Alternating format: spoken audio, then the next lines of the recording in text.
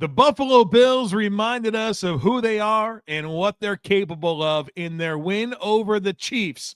My initial game reaction is coming your way today on Locked On Bills.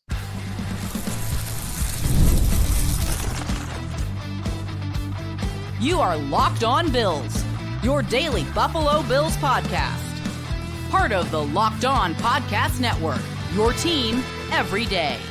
What's up, Bills Mafia? It's Joe Marino, author of the Herd Mentality Substack, co-host of the Locked On NFL Scouting Podcast, co-host of the NFL First Read Podcast, and I'm your host of Locked On Bills. I want to thank you for making Locked On Bills your first listen every day, and a big welcome and shout out to our everydayers. You know who you are. Those of you who never miss a single episode, I appreciate you all being here very, very much. Locked On Bills is a proud part of the Locked On Podcast Network, your team every day. Today's episode is brought to you by FanDuel. Right now, new customers can bet just $5. And if your bet wins, you'll get $300 in bonus bets to use across the app. Happy Victory Monday to you. The Buffalo Bills defeated the Kansas City Chiefs 28-21 and improved to 6-2 on the season. The Bills absolutely needed that win. So many things came together. You saw explosive plays in the passing game. The Bills ran the ball like you think they should. The pass rush was timely and consistent. The defensive backs made plays on the ball. They overcame some bad sequences. They didn't allow the game's momentum to flip when you felt like it could. It was overall an excellent win for the Buffalo Bills, who put the Chiefs in a 5-4 hole.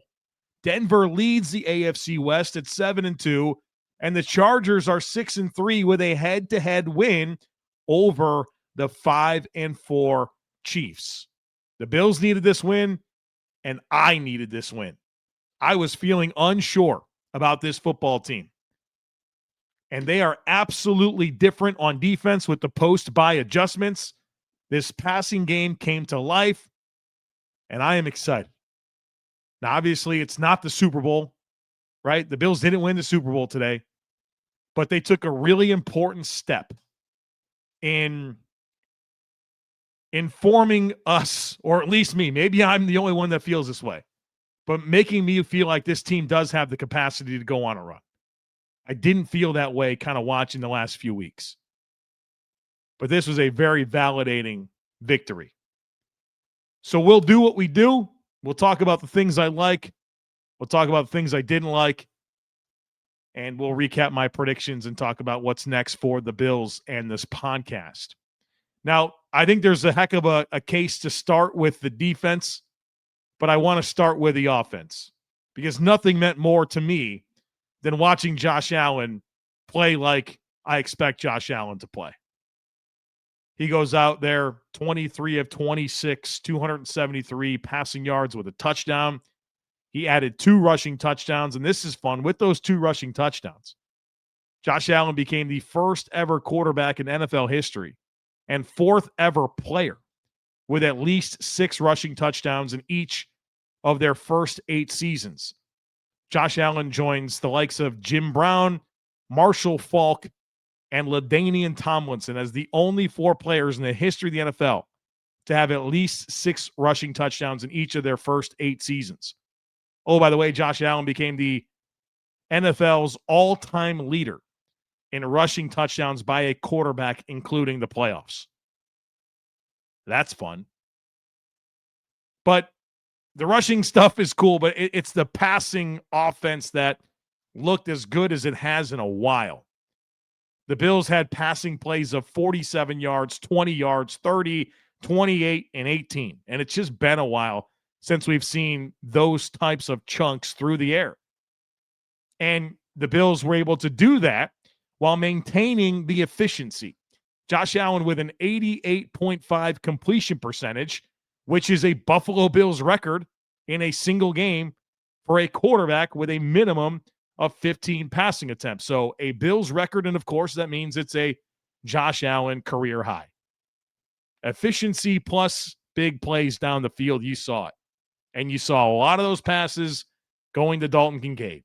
6 catches on 6 targets for 101 yards and a touchdown. He tied a franchise record for the most career 100-yard receiving games by a tight end with 2. And he got loose down the field, and he's a huge part of this offense. I know that the linebacker Drew Tranquil fell down on the touchdown catch, but Kincaid had him beat with vertical leverage. That's probably a touchdown whether he falls or not. Obviously, this offense is optimized when Kincaid is out there, and you are seeing 100% the player the Bills drafted Dalton Kincaid to be here in year 3. I mean, the guy was probably on a bit of a pitch count last week, playing through an oblique injury, only played 14 snaps, and then we didn't see him against the Atlanta Falcons. This guy's a huge part of this equation. He's a good football player. Route running, hands, yards after catch, physical as a receiver. He's a dude. How about Khalil Shakir? 7 catches, 43 yards.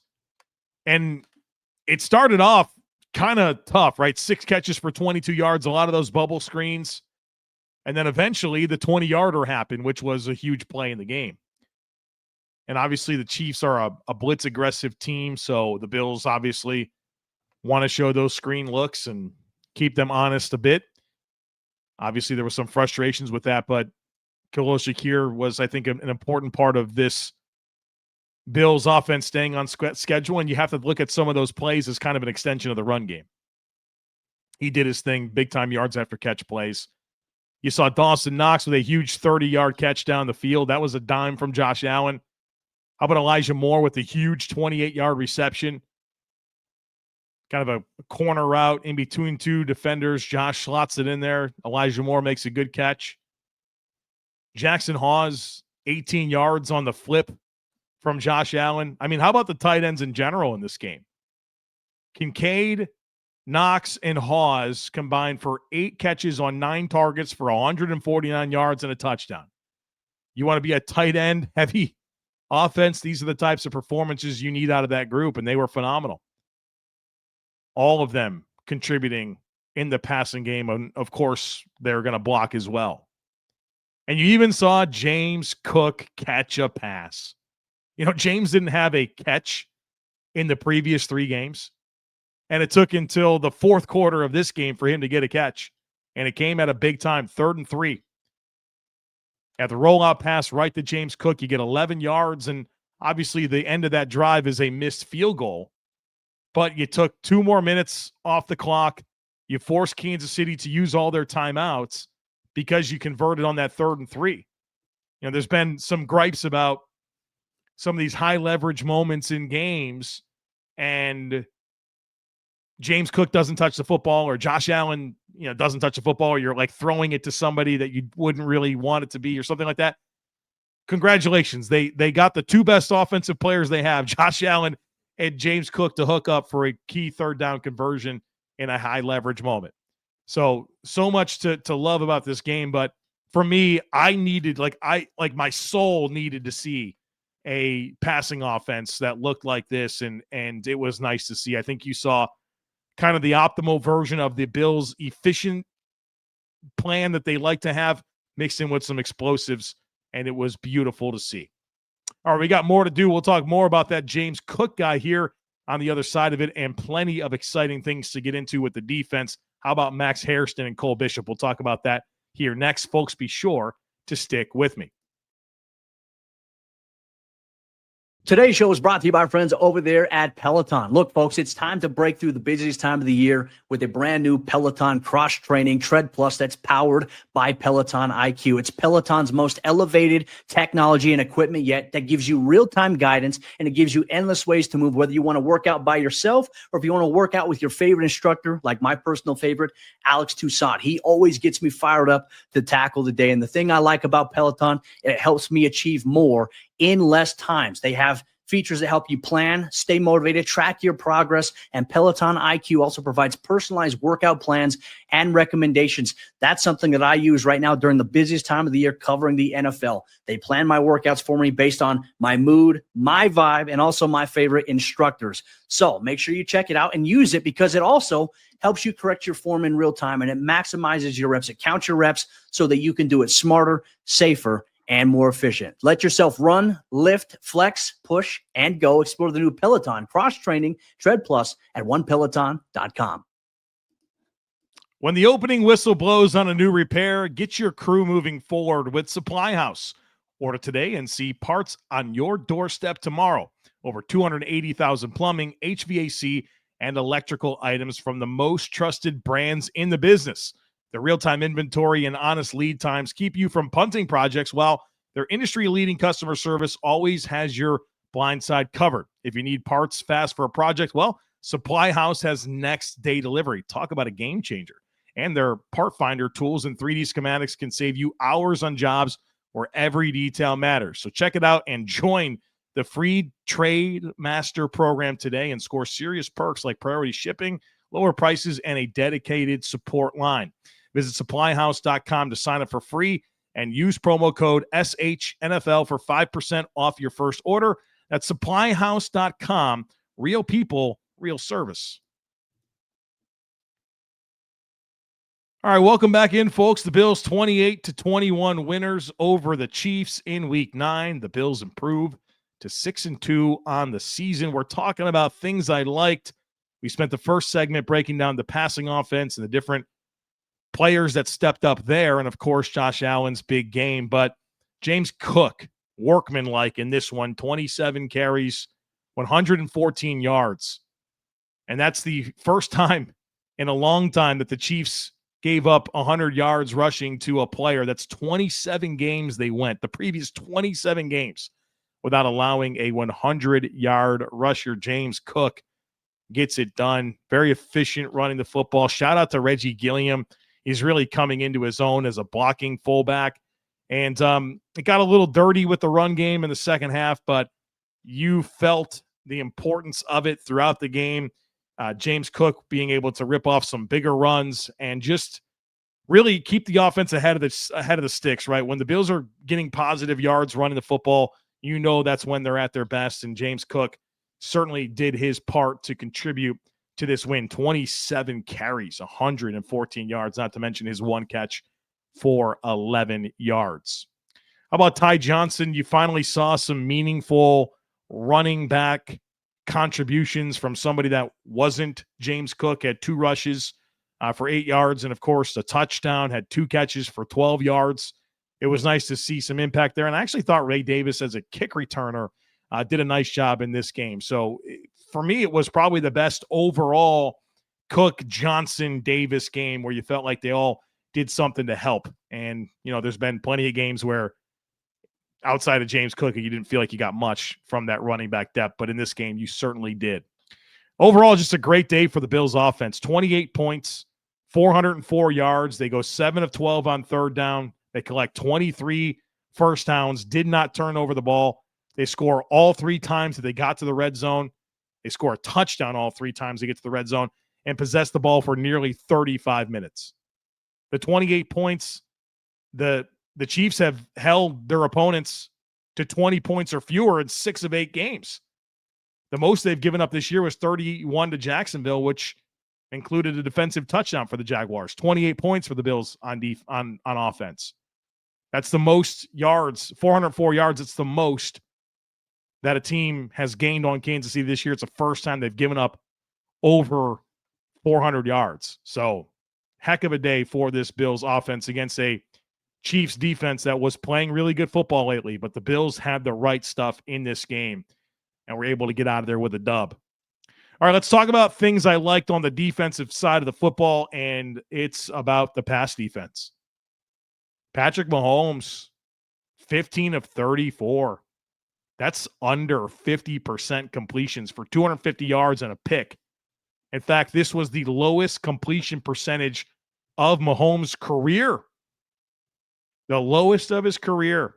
The most quarterback hits of his career. 15 by the Bills on defense. Mahomes had never been below 50% completions for his career. It wasn't like there was wind and rain. It was clear skies, upper 40s, winds topping out around 6 miles an hour.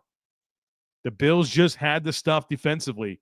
They sacked Mahomes 3 times, like I said, hit 15 times, and according to Next Gen Stats, they pressured him on more than half of his dropbacks. The Bills' pass rush is good. It is legitimately good. And obviously, I hate that Michael Hoecht's going to miss the rest of the season. We'll talk about that when we get to things I didn't like. And we'll always wonder just how good it could have been with Michael Hoecht and Ed Oliver, which they're not going to have. But there's still a lot of good things happening in this game. I mean, the reality is they had Hoecht for less than 2 games. They had Oliver for 2.5 games. They had a really good rush plan. Obviously, Michael Hoecht was a big part of it. Dorian Williams was a big part of the rush plan here. They got into some of those long and late downs, some 3rd and longs, and they were really creative with how they rushed, using Hoecht and Williams kind of in unique ways to play there in the middle. And sometimes they'd rush, sometimes they'd mirror.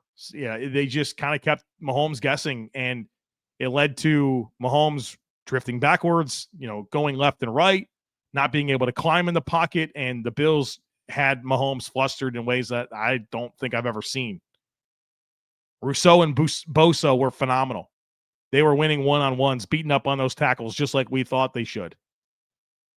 Greg Rousseau with a half sack and 4 quarterback hits. Bosa with a sack, 2 tackles for loss, and 5 quarterback hits.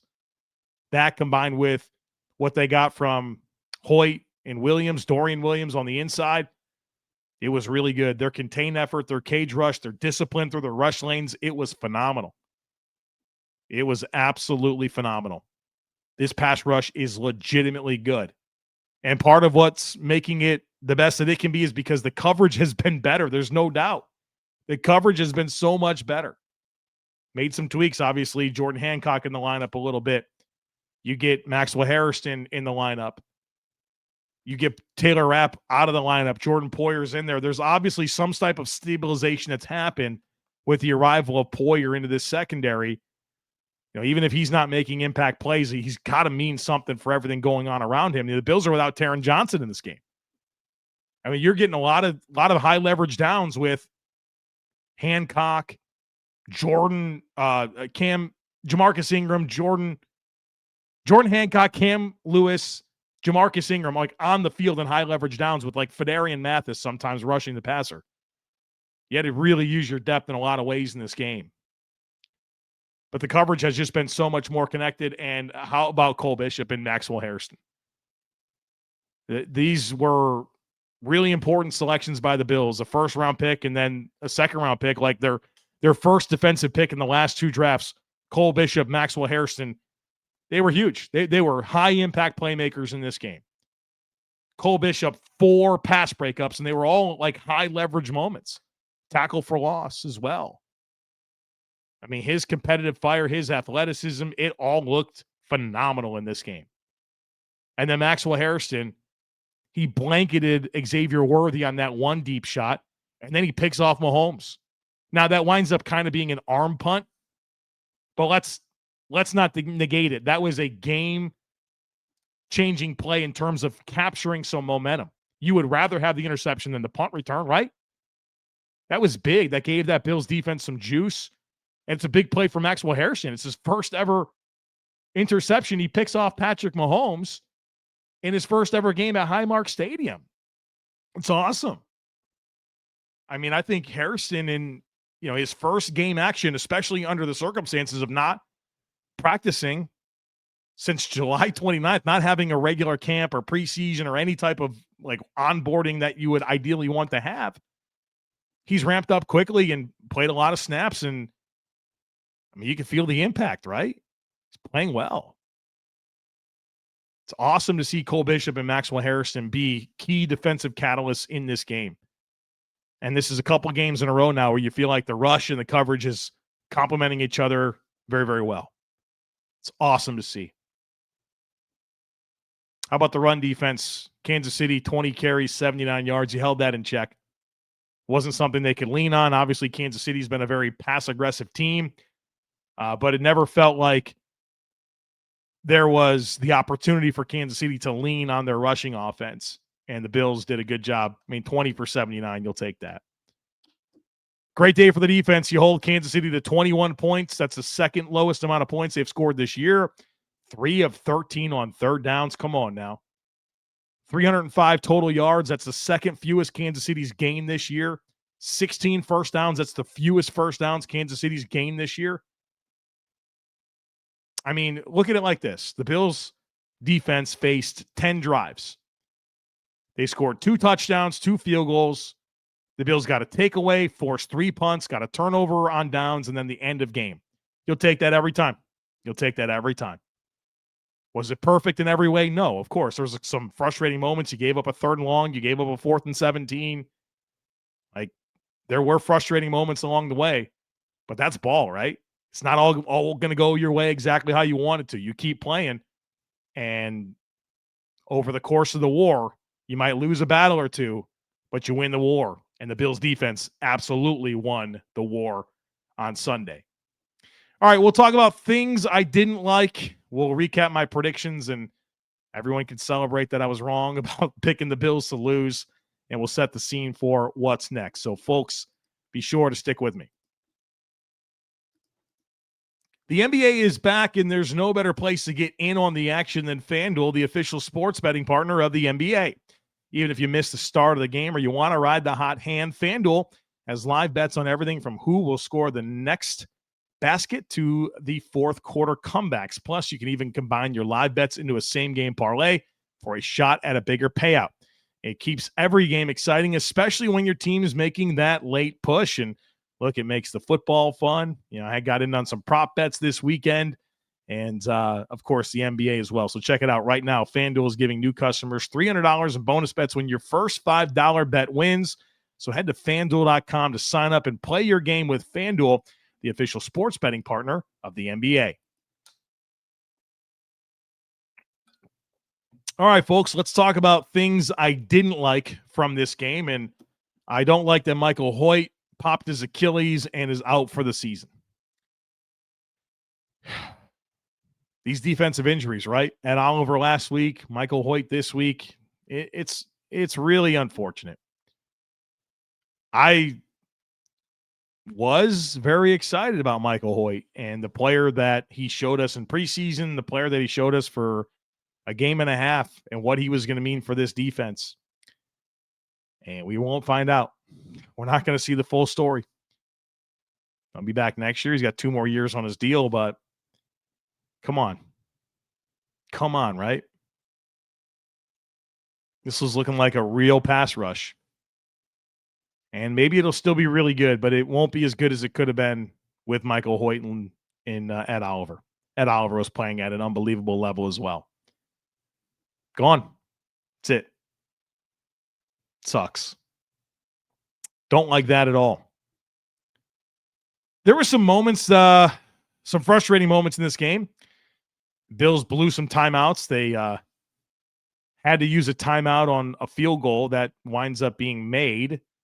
And if you don't call the timeout, well, the Bills had 12 on the field, according to some reports. That's a problem. So, like, good timeout to avoid the 12 men on the field, but also don't have 12 men on the field. You gave up a 4th and 17 conversion. That was highly frustrating, especially because you used a timeout before that. Gutsy call by the Chiefs to go for it on 4th and 17, but obviously they had a creative play call, but also a shaky Bills defense, kind of knowing that, hey, these are moments that they've struggled with, and they laid it out there on the line and got it. Kind of faked this like screen action, which, you know, Bosa kind of felt that and peeled off, and then they turned it into this like quasi scramble drill, but then they're kind of working the middle of the field. It was a great play call. Guess they weren't saving that one for the playoffs, huh?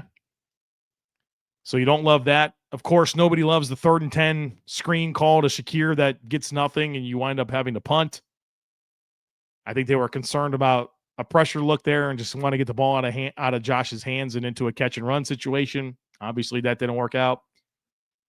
I don't like not being able to convert the 4th and 2 on the second drive of the game. I like the decision to go for it, but, drop back pass to Shakir over the middle of the field, kind of out of rhythm. You end up giving the ball back to Kansas City with 53 yards to go. A short field, they score a touchdown, right? So in a game where possessions are at a premium, you have an empty possession and you give them a short field and they score a touchdown. Don't love that.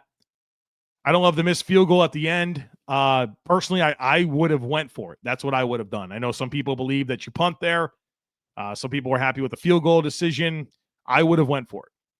And I would have thrown the ball, and the point would be no sacks, but worst case scenario is we throw an incomplete pass, and we save 7 yards of field position because, of course, the ball goes to where the ball was kicked, so you lose 7 yards there. I would have went for it. I never, ever want to give Mahomes a chance with the ball at the end. I don't care if it's 30 seconds and no timeouts. I don't want to see it. So I will say we're averaging 9 yards per pass play in the game. We need 6. I'd gone for it. That's what I'd have done. I would have figured out our best pass play and gone for it. Works out, the Bills win the game, but I think I just wouldn't kick that field goal. I've seen too many blocked field goals this year. That just felt like a shaky choice. Now, if he makes it and drills it and you go up by 2 scores, that ices the game. Everyone celebrates, and obviously it was close, but at the time, I said out loud that I would go for it, and I still maintain that. Obviously, the Bills win the game. Look, you're not always going to love everything in a football game, but this coaching staff ultimately had the boys ready to go, had the right schemes, had the right ideas, won the football game. And then just kind of going back to things that I liked, I kind of mentioned this, but I want to just mention it again. There were times where you felt like it might get away from the Bills, kind of missing some opportunities to extend their lead, missing some opportunities to get off the field. There were some gut check moments for sure for the Bills in this game. They never let it spiral. They stopped the bleeding. They came through and won a football game. This is a meaningful win in terms of the game script especially. Let's recap my predictions. Not so hot here. My first prediction was that Josh Allen would be above his season average of 37 rushing yards. That didn't happen. He only had 19. I predicted that James Cook would have his first catch in a game since the Saints game. He had 3 games in a row without a catch. Yes, that happened. Took a while, but it happened in a big moment on a 3rd and 3 for 11 yards. I predicted that Keon Coleman would have 50 yards receiving. That didn't happen. He had 2 catches for 17 yards. I'm kind of happy it didn't happen. I was nervous that the Bills would come out and kind of force it after a lot of criticism this week from Steve Smith, obviously, but others kind of piling on with Keon. I thought they'd come out and try to showcase him a little bit. They didn't. I think that was to the benefit of the offense. So I missed that. I got this one right. I predicted the under. So the over-under for this game on points was 52.5. And, of course, it comes under that. 10 possessions each for the teams in this game. And so my thought of it not being a 12, 13 possession game per team worked in my favor. And we got that one correct. But obviously the big one, I predicted the Bills to lose, and they didn't. They won the game. And I am elated to be wrong about that. On Bill Squad, all of us, we said that we would dress up as clowns for the Bills Squad show if the Bills won, and we did. So I wore my clown costume that I ordered and had rushed delivered, so that way I would be ready to go. And I wore that on Bill's Squad. So happy to be wrong about that, and thought the Bills really came out and said something with this win. So I go 2 for 5 on predictions. All right, next for the Bills, a road date with the Miami Dolphins, who have a rest advantage. They played on Thursday Night Football, so they'll have to go to Miami here in Week 10. And next for this podcast is, of course, the All-22 review. So I'll spend all day Monday in the tape, break it all down, and come back to you with a breakdown of what I learned. Of course, I send out the All-22 film file with me doing voiceover analysis to everyone in our subtext or Substack community. So check that out. If you'd like to be part of it, there's a link in today's show notes to go to thejoemarino.com, or just type in thejoemarino.com. Check out the Substack or the subtext. That'll get you the All-22 film clips that I will send out on some point on Monday afternoon. All right, folks, enjoy your Victory Monday. As always, I kindly ask that you share, subscribe, rate, and review. Have a great rest of your day. Go Bills, and I look forward to catching up with you again real soon.